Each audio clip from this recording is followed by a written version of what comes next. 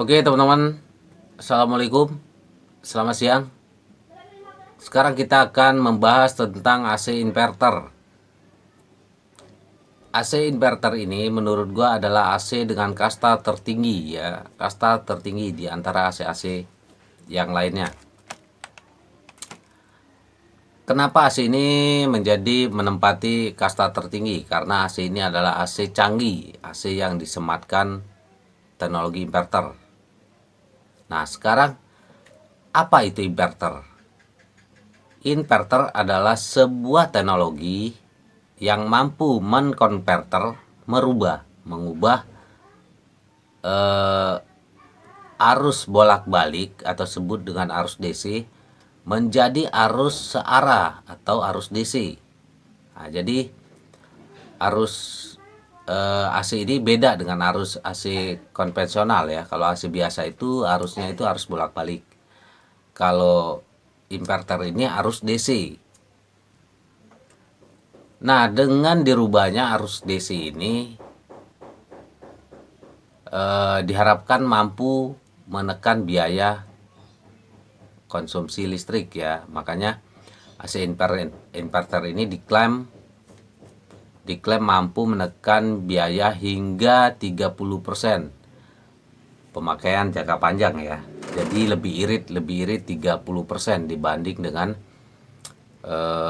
AC-AC biasa, AC low watt, AC standar.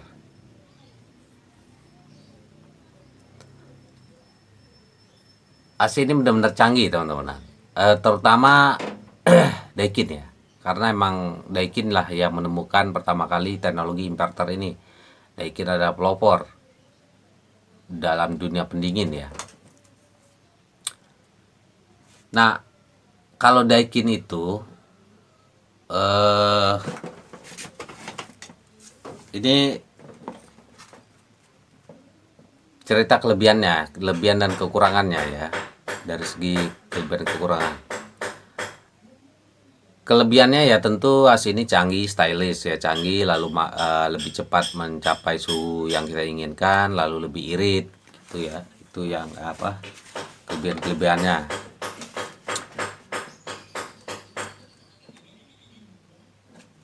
Lalu kekurangannya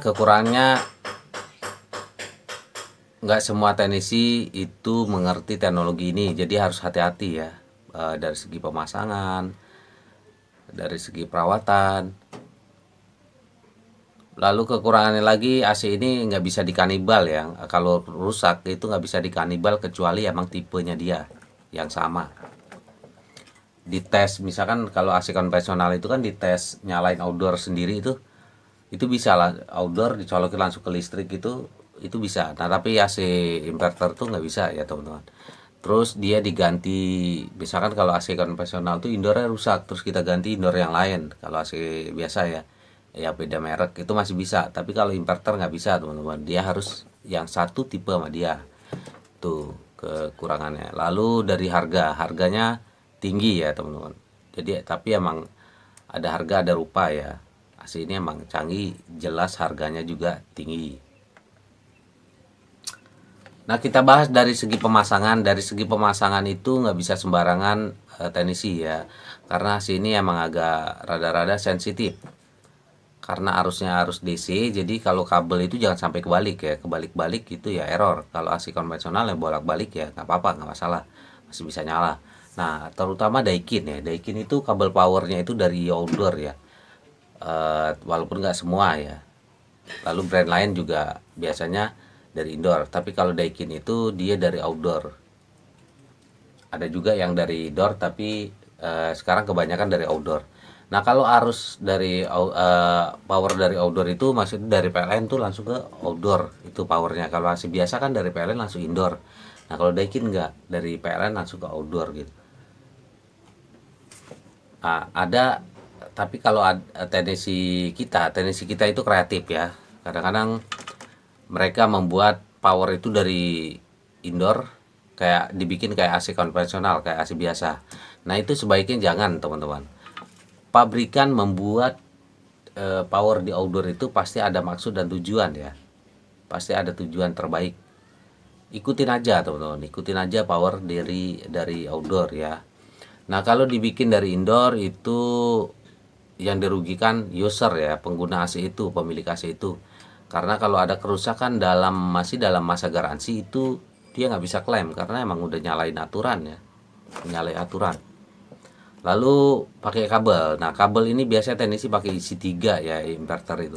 Jangan teman-teman, sebaiknya pakai isi 4 ya. Yang indoor, supply indoor outdoor itu pakai isi 4 karena yang satu itu grounding ya. Grounding itu penting ya teman-teman. Jangan nggak dipakai, pembumian itu harus dipakai. Itu dari apa? Pemasangan. Terus jangan sampai ke bolak-balik ya, bolak-balik kabelnya itu, bolak-balik. Misalkan dari outdoor itu 1 2 3 4, lalu di indoor juga 1 2 3 4 gitu. Kalau bolak-balik biasanya akan error. Nah kalau error biasanya ini akan diprogram ulang ya, karena inverter ini udah pakai sistem komputer ya. Nah sini pakai 2 modul, inverter itu 2 modul ya, di indoor satu, di outdoor satu. Biasanya di atas kompresor, di dalam ini ya ada modul lagi.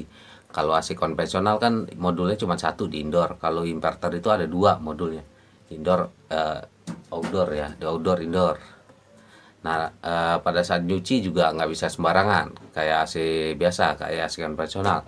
Kalau AC biasa kan semprot ini sembarangan, saya semprot sembarangan nggak masalah. Tapi kalau AC inverter ini di sininya ada modulnya lagi ya teman-teman, ada modul. Jadi sebaiknya hati-hati ya, bukan sebaiknya, emang harusnya ya, seharusnya harus hati-hati.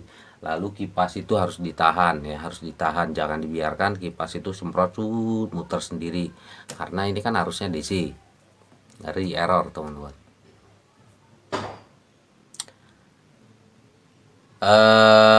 Apalagi dari segi pemasangan, perawatan. Nah AC ini nggak sembarang teknisi ya teman-teman, ada juga teknisi yang nggak ngerti dengan teknologi ini. Nah itu harus hati-hati. Kalau dapet teknisi yang baru belajar, yang nggak ngerti teknologi inverter, apalagi dia ditanya inverter itu apa.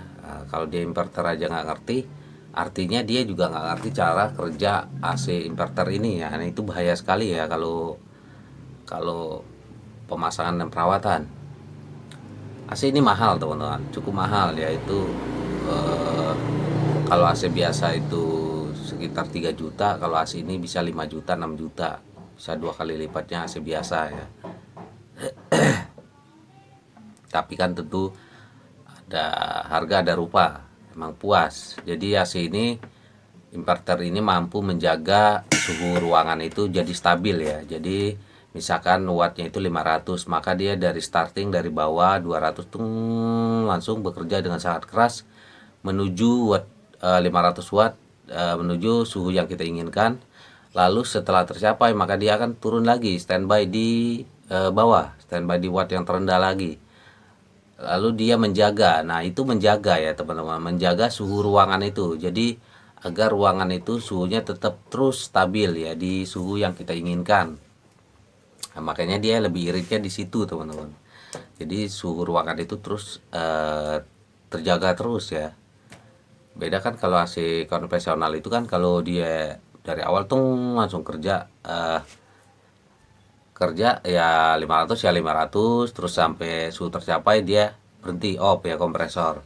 Lalu suhu ruangan jadi dingin, nggak dingin, nggak dingin, nggak dingin, dia kerja lagi gitu. Nah kalau inverter nggak teman-teman, dia menjaga suhu ya, tetap dijaga. Makanya suara suara inverter AC inverter itu kedengarannya kayak nggak stabil ya. Coba aja teman-teman perhatikan suara kompresornya ya. Jadi dia itu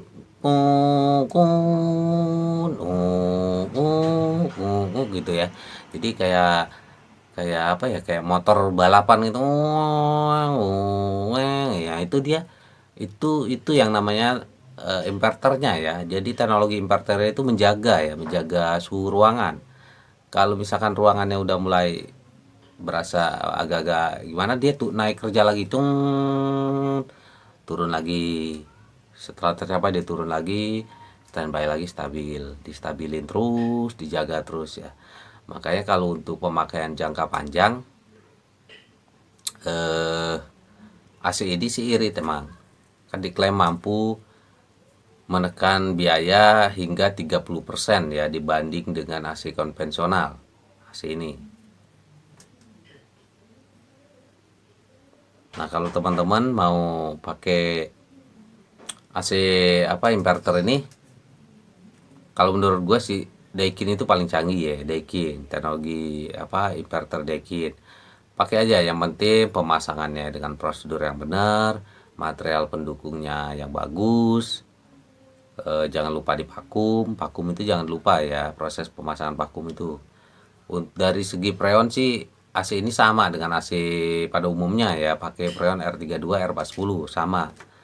Dari tekanan, dari ampere, cuman cara kerjanya aja teman-teman. Cara kerja dia menjaga suhu agar stabil itu inverternya itu ya. Oke, gitu ya teman-teman. Mungkin kalau misalkan menurut teman-teman ada yang kurang atau ada yang salah, silakan dikoreksi di komentar ya teman-teman. Nanti kita akan bahas bareng-bareng, kita kita saling koreksi ya. Silakan gua dikoreksi begitu maksudnya ya, kalau gua ada kesalahan ya. Nah, untuk yang teknisi yang kontra, yang sebelumnya di video-video trik-trik oknum teknisi AC nakal, ayo kita adu bacot. Ayo kita lanjutkan. Tadinya gue mau bikin video trik oknum-oknum teknisi AC nakal yang berikutnya ya, trik-trik yang lainnya. Cuman gue takut nanti kepala para oknum itu terlalu ngebul ya, terlalu panas. Jadi jaga jarak, kita bikin konten yang nggak terlalu panas dulu ya. Nanti ntar malam atau besok baru kita bikin lagi konten trik-trik itu. Nah, di situ kita adu bacot lagi. Oke, terima kasih ya.